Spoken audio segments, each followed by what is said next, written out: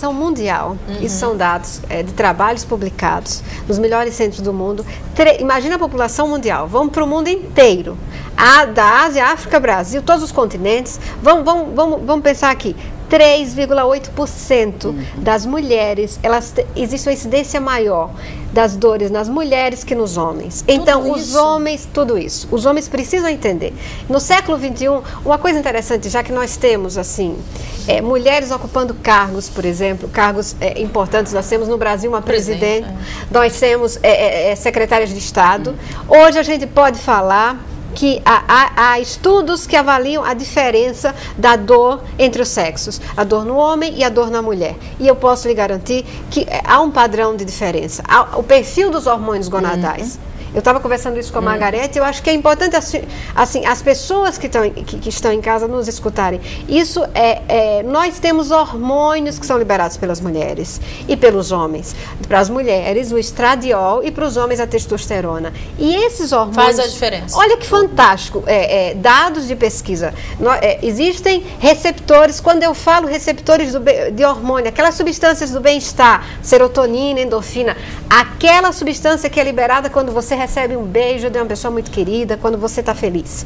Ela tem receptor. Toda substância liberada no cérebro, porque tem um lugarzinho que ela vai se ligar. Seria a famosa ação-reação. Então, chega lá, é liberada no cérebro e ela se liga no seu lugar. Para se ter uma ideia, existem receptores para os hormônios gonadais, estradiol e testosterona, estradiol na mulher, que é o estrogênio, e a testosterona nos homens, que estão junto com os receptores do bem-estar. Então, é tudo muito interligado. Realmente, se os hormônios do bem-estar estão em baixa, se tem alteração hormonal na mulher, aquilo que a Margarete falou da TPM, ou outros quadros, mesmo menopausa, vai haver interferência no perfil da dor da paciente. Com certeza, um dado importantíssimo para a gente falar. Então, tem relação, por exemplo, alguns níveis hormonais baixos, eles alteram outras substâncias no cérebro, quando você está em determinada situação do ciclo menstrual, que tem muita relação com os quadros de enxaqueca. Então, isso não é assim, não é porque a mulher está dizendo para o marido, suma da minha frente. Ou a famosa frase, estou com dor de cabeça, seja só um refúgio. Um refúgio. Eu acho que é importante a gente discutir isso no século XXI. A mulher ocupou um espaço, então hoje não há mais aquele tabu de se discutir que há diferença entre os sexos, com relação à dor, há diferença. Nós avaliamos, por exemplo, tem um trabalho fantástico que avalia a testosterona, então o homem tem um perfil. Eu posso lhe dizer que algumas síndromes... Estou querendo já injetar umas testosterona. Pode ser bom e pode ser ruim. A voz vai ficar um pouquinho grossa, mas vamos lá. Então, assim, que algumas síndromes, elas acometem, e são dados estatísticos, né? Elas acometem mais as mulheres que os homens. Por exemplo, a artrite reumatoide, a senhora que tem artrite, a gente sabe que a incidência é maior nas mulheres, as enxaquecas, a dor, por exemplo, a TM, eu acho que vocês já devem ter visto da articulação, elas acometem mais as mulheres. Algumas dores lombares, quer dizer, dores nas costas. Principalmente depois de gravidez, né? Isso. Se for de gêmeos, então pior ainda. Pior ainda. É um presente, mas tem um preço. Então, isso é real. A fibromialgia, que é aquela dor generalizada no corpo, ela tem mais incidência nas mulheres. Por conta disso, quer dizer, nós podemos falar isso, admitir isso, sem que a mulher se sinta inferiorizada. Eu acho que está na hora da gente já assumirmos o lugar. Não, essa pauta visa exatamente isso, para dizer, você que está passando por esse quadro, por essa situação, você não é a única, querida. Seja bem-vinda ao mundo das mulheres, né? É compartilhar isso agora com o papel de terapeuta. Que pode reconhecer, que pode entender o que está se passando, que pode buscar alternativa, né, de prazer, porque às vezes é difícil ter né, essa disposição até para a intimidade, para a relação sexual, mas de repente assim, quando está um pouco, está se sentindo melhor, né, permita-se. Exatamente, no curso de um tratamento, começar aos poucos recuperar o contato com o prazer. Tá? Porque depois de um período de sofrimento, a pessoa tem que reaprender até esses fundamentos da aproximação. Tá? Do fazer carinho, do sentir independendo prazer. Do que ela ouviu durante isso aí também, porque o outro pode dizer assim, está fria, você é frígida. Sim, porque a pessoa fica hipersensível. Né? Ela fica hipersensível, então qualquer espasmo já assusta, ela já sente bastante, né? E isso daí precisa ter ela vai viver esse processo. Quer ver outra frase de horrorosa? Reconhecimento, de compreensão. Outra frase horrorosa, olha, vou procurar uma amante, não tem mulher mais dentro de casa. Isso é o fim. Não é? Vocês, de consultório vocês devem ouvir isso bastante. Sim. Isso eu sei porque pela intimidade de mulheres que às vezes confidenciam no rádio, né? Ele fala mesmo, vou procurar outra mulher, vou procurar uma mãe, não tem mulher mais em casa.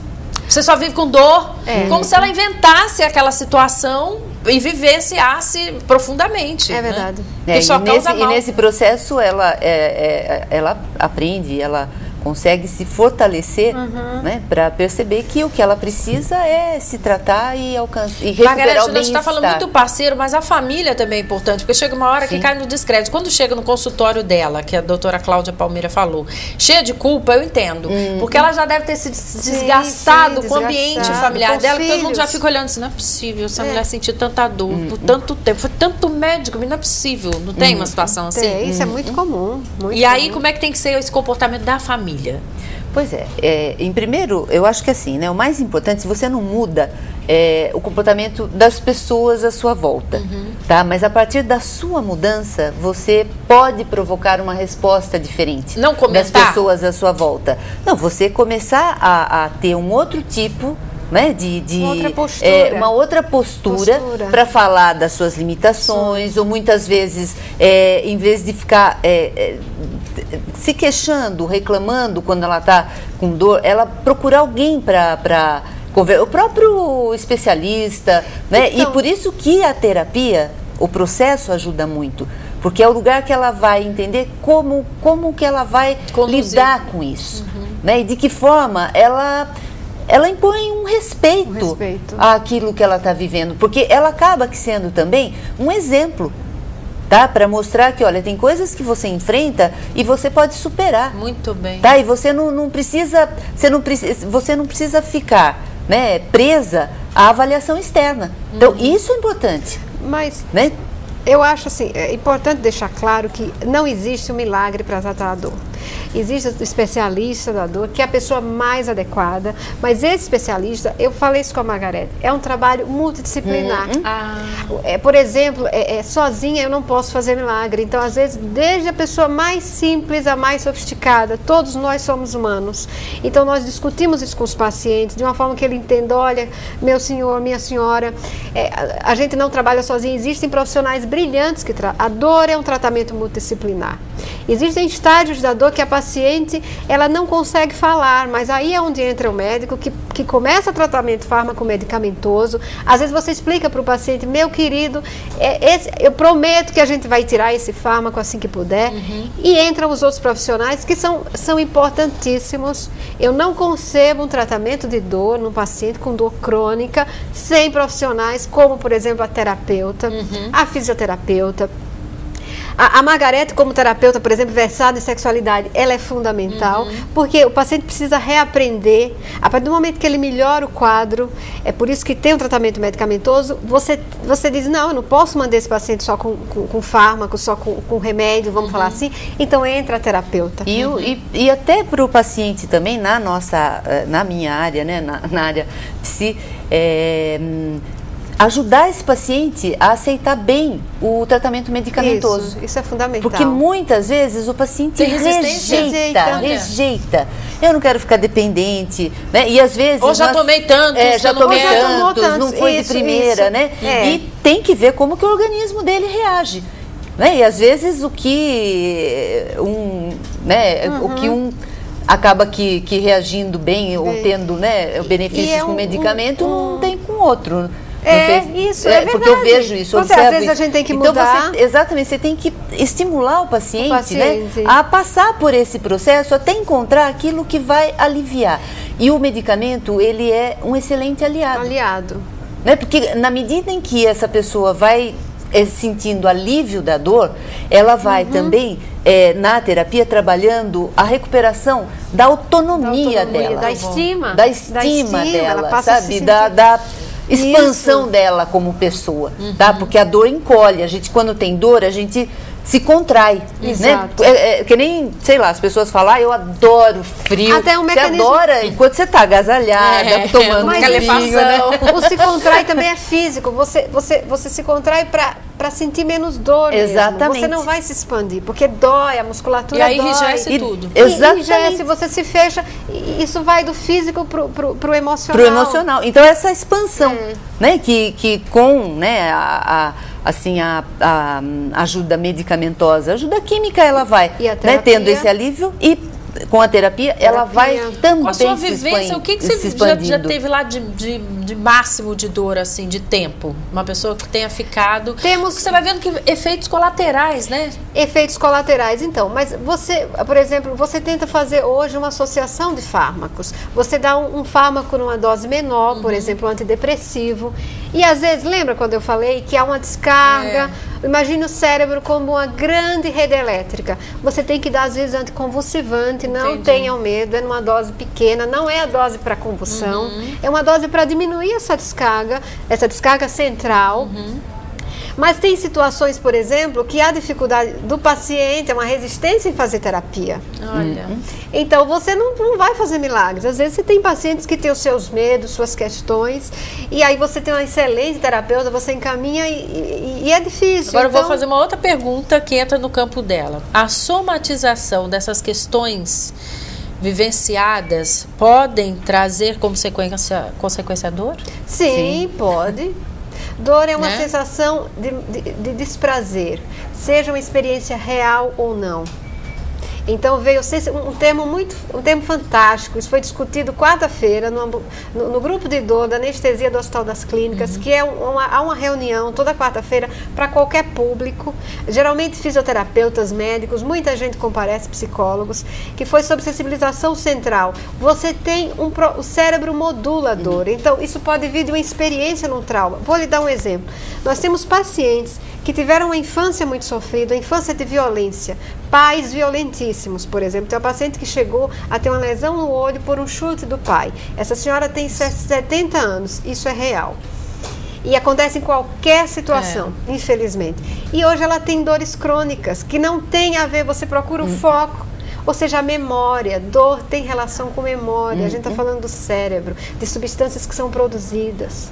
Olha só. Então tem a ver com memória, por exemplo. A Margarete, uma vida estressada. Com a sua vida, com o seu passado, com a sua história, por exemplo, a relação que você teve com seus pais. Nós temos pacientes que chegam com a dor, como você disse, qual o tempo. E aí você trata, você encaminha para as psicólogas, eu estou falando do Hospital das Clínicas, mas ela tem um filho que está preso. Então precisa haver uma abordagem, dizer para ela, querida, olha, é uma situação terrível, nós entendemos isso, a terapeuta vai fazer um trabalho maravilhoso.